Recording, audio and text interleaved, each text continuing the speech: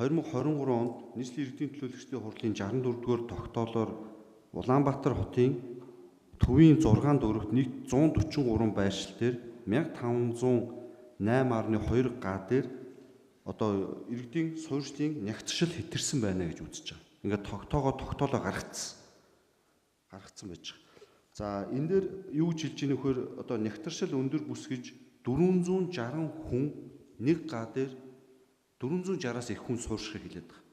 Тэгэхээр олон улсын жишгээр нэг га талбарт өндөр одоо давхрын орон сууцны бүсэд 320-с 460 хүн орон сууц буюу амьдрах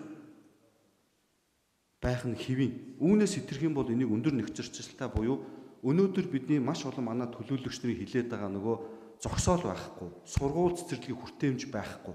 Дээрээс нь Улаанбаатар хотыг бетонын ширэнг болгочлоо гэд манай нийслэлийн иргэдүүд өдөр болгон гомдолдог. Яг энэ асуудал энэ дээр гарч ирж байгаа. Одоо зүгээр нэг л жишээ татахад Баянзүрх дүүргийн 43 дугаар хороо гээд эс аутлетийн хойдлын хэсгээр бүр нэг га дээр 1172 хүн суурьшиж шин. 43 дугаар хороо эс аутлын нэг ч ногоон байгууламж байхгүй, нэг ч нийтийн эдэлбэр газар байхгүй, сургууль цэцэрлэг байхгүй. Өнөөдөр Улаанбаатар хотын иргэд биднээсээс өдөр болгон бетонын ширэнг болгочлоо. Улаанбаатар хотод ч сургууль цэцэрлэг хүн 50 байх энэ нийтийн эдэлбэр газар ногоон талбай парк байхгүй нэгэд биднээсээ шаардж байгаа шүү дээ. Тэгэхэд бид нар өнөөдөр зарим газараа хууль зөрчөөд зөвшөөрөл аваагүй байгаа компаниудад дахиад зөвшөөрөл өгнө гэдээ яриа сууж идэг. Чи болохгүй шүү дээ. Би өнгөрсөн 7 хоног таан уул дүүргийн 20 дугаар хорон дээр утсан. Тэрний өмнөх 7 хоногт Баянзүрх дүүргийн 1-р хороо Эрцэнгаа дээр би сайн дураараа очиагүй шүү дээ. Нийслэлийн гадаа иргэд маа чагсаад шүү дээ. Тус байрны иргэдийн 100% саналаар шүү дээ. Чи 80-с дээш биш шүү дээ. Бүр аргаа бариад нийслэлийн гадаа ирж жагсаж шүү дээ. Орцыг хаагаад тэр Эрцэнгагийн үүдэнд бол хүүхэд явах ч боломжгүй машины нэг гарам гаргачаад хаагаад иргэд нь хүүхдүүд нь орж гарч чадахгүй ийм байдалтай болгочоод компаниуд нь хуулиа зөрчөөд барилга угсралтын зөвшөөрлөө аваагүй байж байгаа. Тэгээд өг гэд ингээд байдаг. Тэр 2004 он 10 онд газар авсан компаниуд байна. Гэхдээ тэр газрыг эзэмшүүлж байгаа болохоос ш тэнд нь ингээд орцгаар цаагаад хүүхдүүд орж гарахгүй ингээд барилга барь гэж зөвшөөрөл өгөх ш. Нэрсээс бол өгөхгүй байгаа. Одоо энэ дээр хариуцлагатай хэлээ. Манай хот төлөвлөлтийн газар ерхий архитектурын зүгээс Улаанбаатар хотын энэ өндөр нэгчлэлтэй бүсүүд дээр иргэдийн аюулгүй байдлыг зөрчсөн хүүхдүүд орж гарч чадхаа гэрлүүгөө орж гарч чадхаа болсон ингэж барилгын ажил явуулахгүй. Энэ бол зарчмын асуудал. Энэ чинь үндсэн хуулийн 6-гийн 4 дээр хүртэл байгаа шүү дээ. Хүний эрүүл мэндэд аюулгүй байдал хохирохоор бол нөхөн олгортоогоор газрыг чөлөөж авна гэдэг үндсэн хуулийн 6-гийн 4 дээр байгаа асуудал. Бид нар бол шүүх цэцэрлэгийн байгууллагын шийдвэрийг хүндэтгэн. Гэхдээ иргэдийн аюулгүй байдал энэ орц гацсны асуудал дээр бол иргэдийн аюулгүй байдлыг бодож манай хот байгуулалт ерхий архитекторс бол зөвшөөрлийг өгөхгүй байгаа гэж бол хариуцлагатай хэлье. За ийм асуудлууд байгаа. Тэгэхээр өнөөдөр энэ ерхий архитектор хилцүүлээд байгаа асуудал бол энэтэй холбогдолтой. Манай энэ 40-50 мянгад баг тойрог бол хүн амын даацсан хэтэрсэн. Бид нар энэ дээр ногоон байгууламж, сургууль цэцэрлэг, нийтийн эдэлбэр газар, явгууны зам хэрэгтэй. Энэ дээр дахиж өндөр бүсийн 20 хэдэн давхар барилгууд барьж болохгүй. Энэ чинь дийлэхгүй.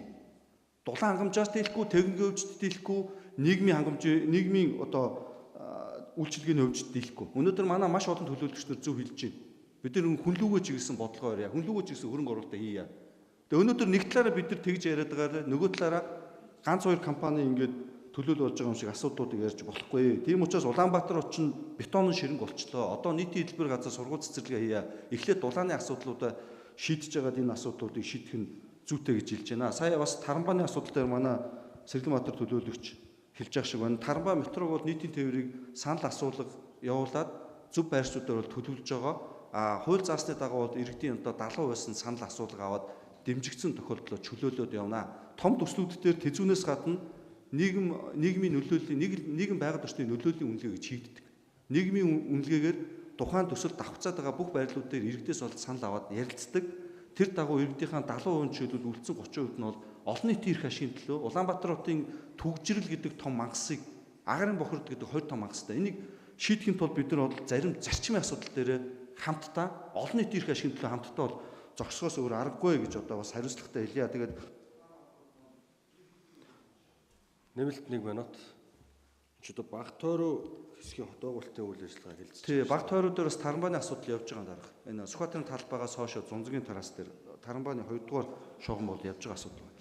Тэгээ энэ асуудал дээр бас өнөөдөр бол Улаанбаатар хотын 40 жилийн сүүлийн завхрал энэ бетонын ширэг болоод энэ төвийн бүснүүдээр өгцөн. Өнөөдөр манай Баянзүрх дүүргийнхэн бас мэдж байгаа энэ бүх асуудлууд байгаа. Тэгэхээр энэ дээр бас манай одоо нийслэлийн удирдлагууд төлөөлөгч нар маань одоо иргэдийн төлөө энэ бетон ширэнг Улаанбаатар хотыг болохгүй төлөө хүндээ ээлтэй, хүртээмжтэй, ногоон байгууламжтай, сургууль цэцэрлэгээр ийм хүртээмжтэй, хүүхдтэй аюулгүй ийм хот ойлгохын төлөө хамтдаа энэ зарим шийдвэрүүдээр хамтдаа бас ингэж зогсох хэрэгтэй баха гэдэг бас хэлий. Одоо энэ дээр бас ерхий архитектор хот байгуулалтын газар маань сүүлийн 20 жилийн хугацаанд маш хариуцлагатай сайн ажиллаж байгаа гэж бас энэ баг хамт олонд бас талархал илэрхийлж байна.